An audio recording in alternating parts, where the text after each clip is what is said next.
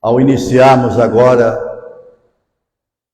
a nossa meditação, vamos fazer uma pequena oração baseada no Evangelho de hoje.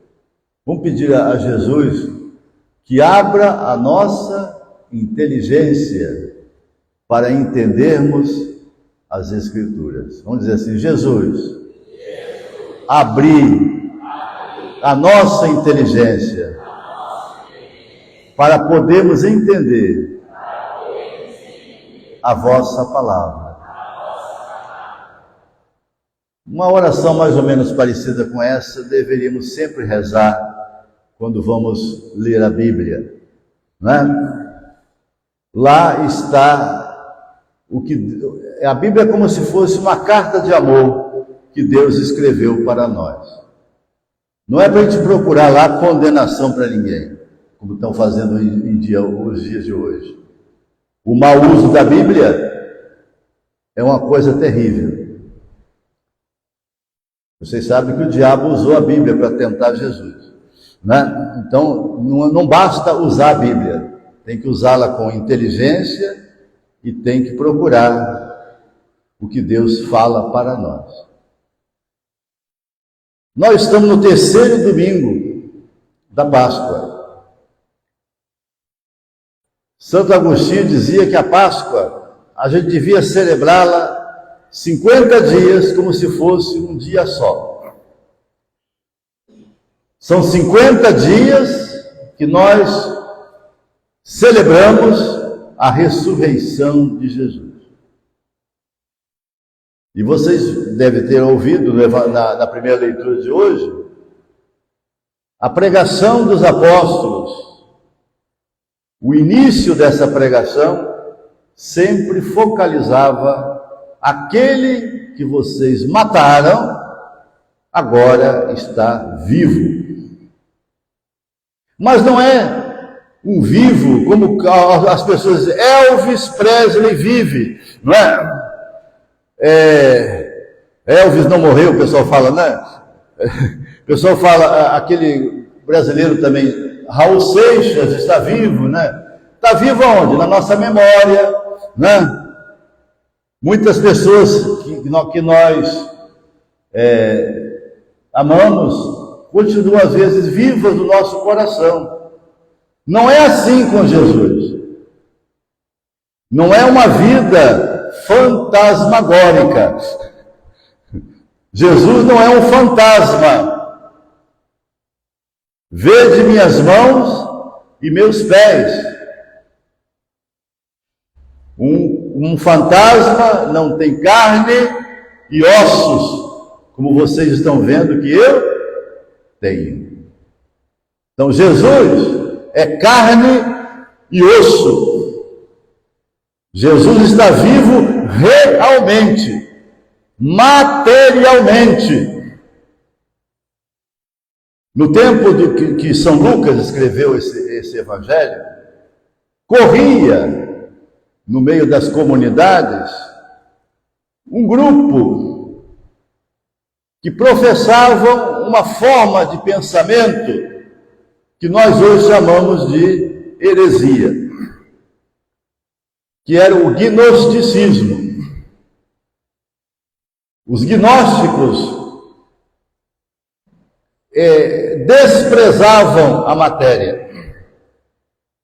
Tudo que fosse material não prestava, porque eles eram muito ligados à filosofia de Platão, não é? Mas infelizmente a filosofia de Platão está também na nossa cabeça. Quando uma senhora lá no gradinho a ver me disse: padre, eu não tenho nada mais a ver com esse mundo. Eu falei: só vamos lá na Lua, em Marte, porque nós somos parte deste mundo. E Jesus disse: vede minhas mãos, vede meus pés. Um fantasma não tem carne, não tem osso. E quantas vezes o nosso Cristo no nosso coração é um fantasma? Não é uma pessoa viva, é um fantasma. Não sei se vocês já viram aquelas pegadinhas do programa do Silvio Santos. Teve uma assim, né? Colocaram um local de velório, um caixão e um ator dentro do caixão fingindo de morto, né? E pessoas desavisadas, né, foram contratadas, entre aspas, para limpar o local para a chegada dos familiares para fazer o velório. Depois, a pessoa que contratou, né, aquele indivíduo que ia ser pego pela pegadinha, né, se afastou e deixou ele sozinho lá, cuidando do local do velório. E o ator lá, deitado no caixão, até com algodão no nariz, né? E a pessoa está varrendo, daqui a pouco o ator que fazia o morto se levanta. O que acontece com essa pessoa? Hein? Sai correndo com medo, não é não? É mais ou menos essa a sensação que os discípulos de Jesus tiveram. Eles tiveram dificuldades de entender a ressurreição. Imagine, eles viram Jesus morrer. Os apóstolos ficaram de longe, mas viram. Né? Alguns, principalmente as mulheres, chegaram a acompanhar o enterro. Viram depositá-lo na sepultura. E agora o sujeito aparece vivo. Eu sairia correndo. O que vocês acham? Hein? E ainda entra com as portas fechadas. Não é?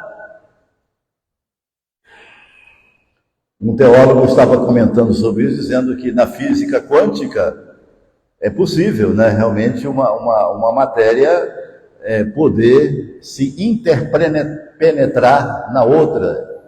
Ou seja, Jesus ressuscitado é físico, é real, é matéria, tá? É vivo, ele está vivo realmente, mas está transformado. É uma matéria transformada. São Paulo vai dizer nas cartas depois, nem todos morreremos, mas todos seremos transformados. Né? A ressurreição é uma transformação da matéria. Melhorada, né? Regenerada. Mas Jesus fez uma questão de uma coisa, que até hoje ainda está nele. Fez questão de manter no seu corpo as marcas da paixão. Mostrou-lhes as mãos e os pés. O que tem nas mãos e nos pés? O buraco dos cravos, dos pregos. Jesus foi pregado na cruz. Ele manteve as suas chagas. Mostrou-lhes as mãos e os pés. Mostrou-lhes as mãos. Essas mãos que os apóstolos viram tantas vezes abençoar, tantas vezes ajudar, tantas vezes repartir. E uma vez, né, pegar os pés deles para lavar. Essas mãos que tanto fizeram o bem. Como seria bom se nós emprestássemos as nossas mãos a Jesus e fazer da nossa mão uma continuação das mãos de Jesus. E mostrou-lhes os pés que andaram por toda aquela região, levando a palavra, fazendo bem. Muitas vezes nós temos a tentação de ser uma igreja fixa, parada, né? Já coloca bancos para a gente sentar, né? Enquanto que São Lucas gostava de chamar os primeiros cristãos de caminho, né? Caminho. E aqui no Evangelho de hoje, os discípulos contam o que tinha acontecido no caminho. No caminho, Jesus falava com eles. No caminho, Jesus os ensinava. E o coração deles esquentava. Jesus está sempre caminhando conosco. E depois ele é reconhecido no partir o pão.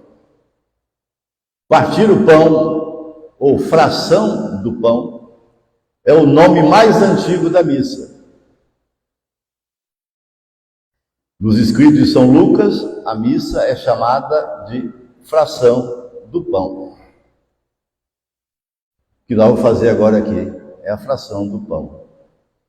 E Jesus faz questão também de se alimentar, de comer alguma coisa, para mostrar justamente que ele não é uma aparição, né? Não é uma assombração. Ele é uma pessoa real. E come peixe com eles. Alimentar-se junto, na tradição judaica, era e é, ainda até hoje, uma coisa muito importante. E os evangelhos dizem que Jesus era mal falado porque ele se alimentava junto com as pessoas de má fama, junto com as pessoas abandonadas pela sociedade, rejeitadas. Eram com esses que ele fazia as suas refeições mais importantes. E agora, ressuscitado, ele faz refeição com os apóstolos.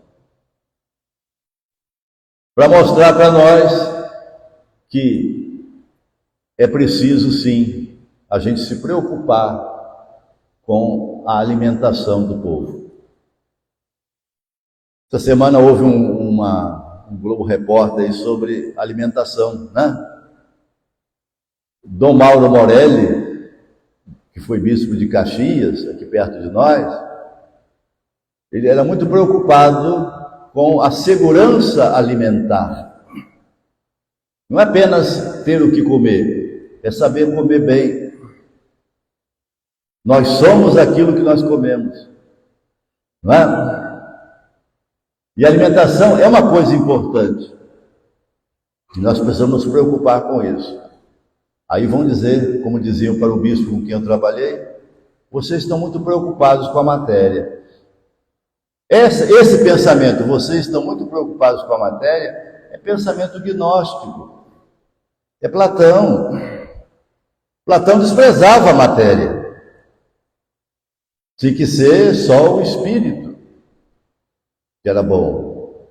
Tem tanta coisa espiritual aí que não é boa. O ódio é espiritual. Alguém pega o ódio na mão? Né? O ódio é espiritual. Né? A maldade é espiritual. Então nem tudo que é espiritual é bom. E nem tudo que é material é ruim. O que é ruim é o mau uso da matéria. É a acumulação. É esse bilionário americano que vem aqui se intrometer na nossa vida aqui no Brasil.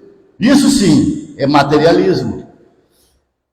Ou como eu comentava agora há pouco, o Papa Francisco ficou muito escandalizado com um padre jovem, lá em Roma, numa loja de paramentos caros, E ele vestindo os paramentos e se contemplando na frente do espelho. O Papa falou, isso aí não é espiritualidade, isso aí é mundanismo. Isso aí não tem nada a ver com a fé. Aliás, lojas católicas são muito caras, né? As coisas são muito caras. São as caríssimas lojas católicas, né? Uma camisa comum, só botando aquele colarinho, quadruplica o preço, né? Ou até 100 vezes mais o preço, né? Só para botar o colarinho. R$40 no Carrefour, vai na loja católica, o mesmo tipo de camisa, só com um colarinho diferente, 400. De 40 para 400. Né? Isso é mundanismo. Isso sim, é materialismo. Né? É o mau uso da matéria. O que Jesus fez? Alimentar a multidão. O que Jesus fez? Caminhar com a gente. Comeu peixe assado com seus discípulos. Significa que nós temos sim que ter uma boa relação com a natureza. Temos que cuidar da nossa saúde, cuidar da vida. Se nós somos destinados à vida eterna, temos que já dar valor à vida agora, para que ela continue depois. E aí Jesus no final envia, né, os discípulos. Para quê? A conversão e o perdão dos pecados. Conversão e perdão. Essa é a missão nossa. Converter.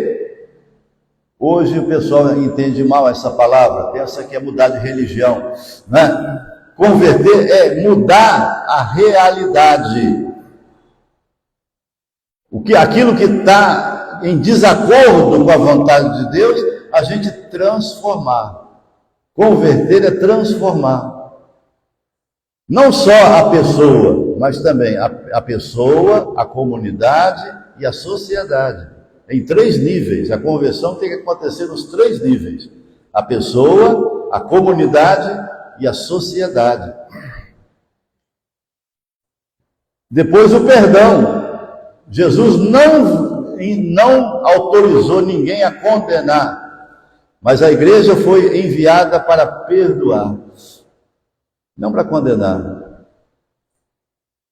E no final Jesus diz, vós sereis testemunhas disso tudo.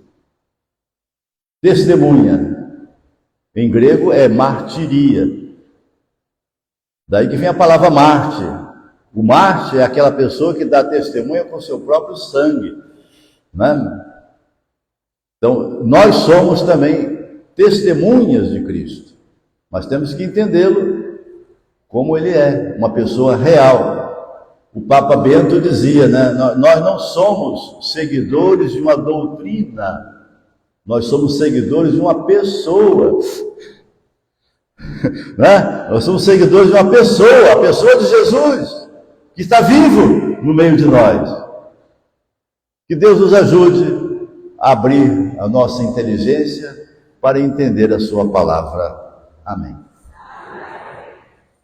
Creio em Deus, Pai Todo-Poderoso.